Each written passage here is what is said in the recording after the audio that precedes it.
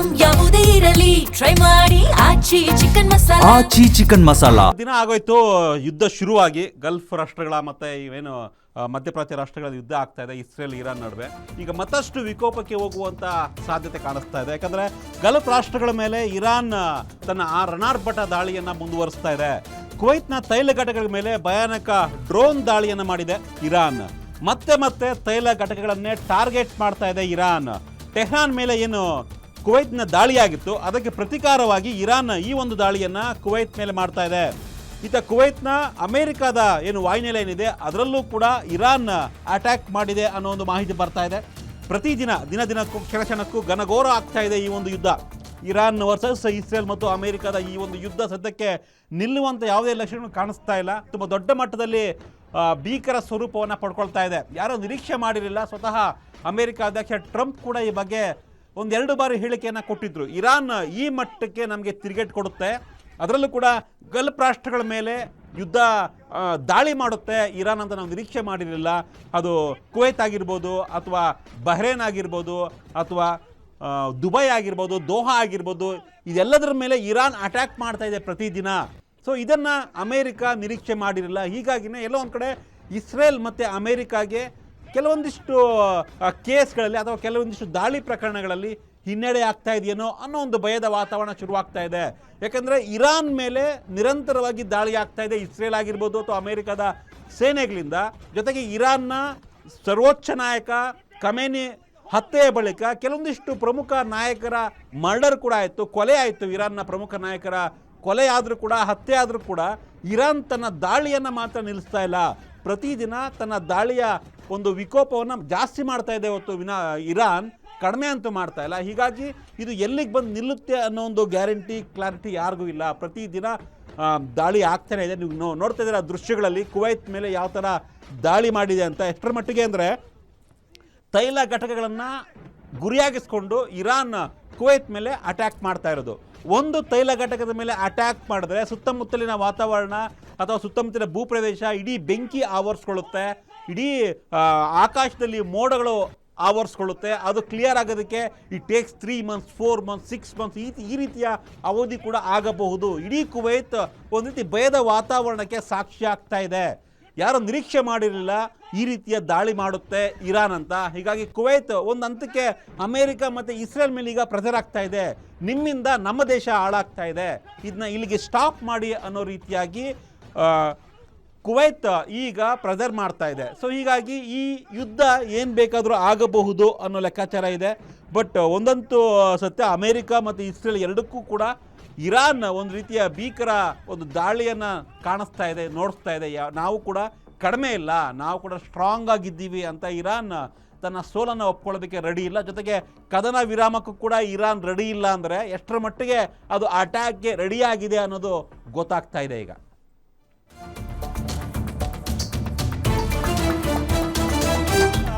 ಈ ನಡುವೆ Iran America Israel war ಮತ್ತಷ್ಟು ಜೋರಾಗ್ತಾನೆ ಇದೆ. ನಿಜಕ್ಕೂ ಕೂಡ ಅಮೆರಿಕದ F-35 ಯುದ್ಧ ವಿಮಾನಕ್ಕೂ ಕೂಡ ಇರಾನ್ ಹೊಡೆದಿದ್ದೀವಿ ಅನ್ನೋ ಒಂದು ಮಾಹಿತಿ ಬರ್ತಾ ಇದೆ. ಮಧ್ಯಪ್ರಾಚ್ಯದಲ್ಲಿರ್ತಕ್ಕಂಥ ತನ್ನ ಸೇನಾ ನೆಲೆಯಲ್ಲಿ F-35 ತುರ್ತು ಭೂಸ್ಪರ್ಶ ಆಗಿದೆ. ಅಮೆರಿಕದ ತುಂಬ ಸ್ಟ್ರಾಂಗ್ ಯುದ್ಧ ವಿಮಾನ ಇದು F-35. ಈ ಒಂದು ಯುದ್ಧ ವಿಮಾನ ಈಗ ತುರ್ತು ಭೂಸ್ಪರ್ಶ ಆಗಿದೆ ಅನ್ನೋ ಒಂದು ಮಾಹಿತಿ ಬರ್ತಾ ಇದೆ. ಅದೃಷ್ಟವಶಾತ್ ಪೈಲಟ್ ಪಾರಾಗಿದ್ದಾರೆ.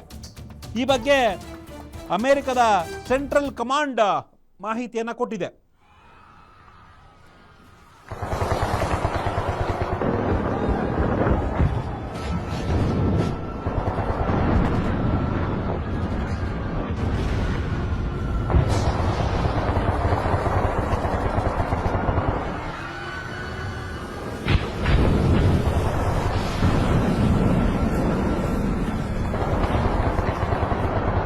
ವಿಶೇಷವಾಗಿ ಅಮೆರಿಕದ ಈ ಒಂದು ಯುದ್ಧ ವಿಮಾನ ಸಿಕ್ಕಾಪಟ್ಟೆ ಪವರ್ಫುಲ್ಲು.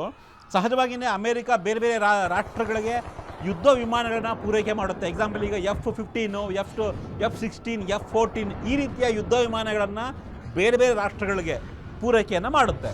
ಸೊ ಅಮೆರಿಕ ತನ್ನ ದೇಶದಲ್ಲಿ ಈಗ F-35 ವಿಮಾನನ ಉಳಿಸ್ಕೊಂಡಿದೆ ಅಂದರೆ ಈ F-16 ಅಥವಾ F-15 ಯುದ್ಧ ವಿಮಾನಕ್ಕಿಂತ ಇದು ಡಬಲ್ ಮಾಡರ್ನ್ ಟೆಕ್ನಾಲಜಿ ಇರ್ತಕ್ಕಂಥ ಯುದ್ಧ ವಿಮಾನ. ಆ ಯುದ್ಧ ವಿಮಾನಕ್ಕೂ ಕೂಡ ಇರಾನ್ ಅಟ್ಯಾಕ್ ಮಾಡಿದೆ ಅನ್ನೋ ಒಂದು ಮಾಹಿತಿ ಬರ್ತಾ ಇದೆ. ಅದೃಷ್ಟವಶಾತ್ ಅದು ಈಗ ಏನೋ ಭೂಸ್ಪರ್ಶ ಮಾಡಿದೆ, ತುರ್ತು ಭೂಸ್ಪರ್ಶನ ಮಾಡಿದೆ, ಯಾವುದೇ ರೀತಿಯ ಹಾನಿ ಆಗಿಲ್ಲ ಅನ್ನೋ ಒಂದು ಮಾಹಿತಿಯನ್ನು ಅಮೆರಿಕ ಹೇಳ್ತಾ ಇದೆ. ಬಟ್ ಈ ದೃಶ್ಯ ನೋಡ್ತಾ ಇದ್ರೆ ನಿಜಕ್ಕೂ ಕೂಡ ಅಷ್ಟು ಈಸಿಯಾಗಿ ತುರ್ತು ಭೂಸ್ಪರ್ಶ ಆಯಿತು ಅಂತ ಕಾಣಿಸ್ತಾ ಇಲ್ಲ.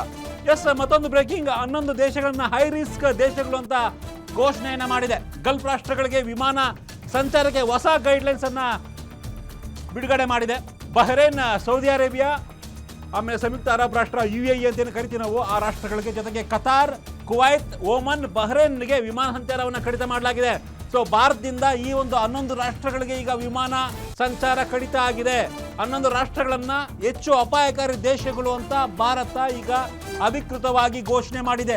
DGCA ದಿಢೀರ್ ಒಂದು ಹೊಸ ಮಾರ್ಗಸೂಚಿಯನ್ನ ಅನೌನ್ಸ್ ಮಾಡಿದೆ. ಭಾರತೀಯ ನಾಗರಿಕ ವಿಮಾನಯಾನ ಸಚಿವಾಲಯ ಈ ಒಂದು 11 ದೇಶಗಳನ್ನ ಹೈ ರಿಸ್ಕ್ ದೇಶಗಳು, ಡೇಂಜರಸ್, ಈಗ ಆ ದೇಶಗಳಿಗೆ ಪ್ರಯಾಣ ಮಾಡೋದು ಒಳ್ಳೆಯದಲ್ಲ ಅನ್ನೋ ಒಂದು ಮಾರ್ಗಸೂಚಿಯನ್ನ ಬಿಡುಗಡೆ ಮಾಡಿದೆ. ಸೊ ಹಾಗಿದ್ರೆ ಈಗ ದುಬೈಗೆ ಹೋಗ್ಬೇಕಂದ್ರೆ, ಕತಾರ್ಗೆ, ಕುವೈತ್ಗೆ, ಒಮನ್ಗೆ, ಬಹ್ರೇನ್ಗೆ ಹೋಗ್ಬೇಕು ಅಂದ್ರೆ ಸಾಧ್ಯ ಇಲ್ಲ, ವಿಮಾನ ಸಂಚಾರ ಸ್ಥಗಿತ ಆಗ್ತಾ ಇದೆ.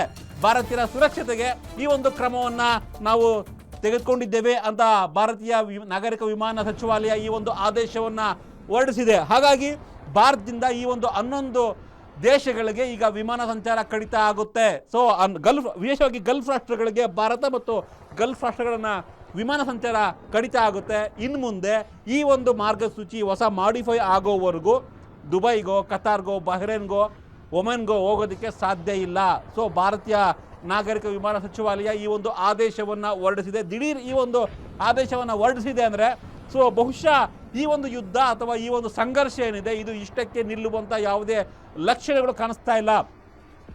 ಯುದ್ಧ ಶುರುವಾಗಿ 21 ದಿನ ಆಯಿತು, 20 ದಿನ ಆಯಿತು ಇವತ್ತಿಗೆ ಸರಿಯಾಗಿ. ಆದರೂ ಕೂಡ ಈ ಯುದ್ಧದ ತೀವ್ರತೆ ದಿನೇ ದಿನೇ ಜಾಸ್ತಿ ಆಗ್ತಾ ಇದೆ. ಭಾರತ ಇದೇ ಮೊದಲ ಬಾರಿಗೆ ಇಷ್ಟು 11 ದೇಶಗಳಿಗೆ ಅಧಿಕೃತವಾಗಿ ಒಂದು ಮಾರ್ಗಸೂಚಿಯನ್ನು ಹೊರಡಿಸಿದೆ. ನಾವು ನಮ್ಮ ವಿಮಾನಯಾನವನ್ನು ಸ್ಟಾಪ್ ಮಾಡ್ತಾ ಇದ್ದೀವಿ ಈ 11 ದೇಶಗಳಿಗೆ ಅಂತ. ಅಂದರೆ ಈ 20 ದಿನಗಳ ಅವಧಿಯ ಯುದ್ಧ ಸಂಘರ್ಷ ಏನಿತ್ತು ಅದಕ್ಕಿಂತ ಭೀಕರವಾದಂತಹ ಒಂದು ಯುದ್ಧದ ಸಂದರ್ಭ ಎದುರಾಗಬಹುದು ಆಗಿದ್ರೆ ಅನ್ನೋ ಒಂದು ಮುನ್ಸೂಚನೆ ಇದು ಅನ್ನೋ ಒಂದು ಚರ್ಚೆ ಕಾರಣ ಆಗ್ತಾ ಇದೆ ಈ ಒಂದು ಆದೇಶ.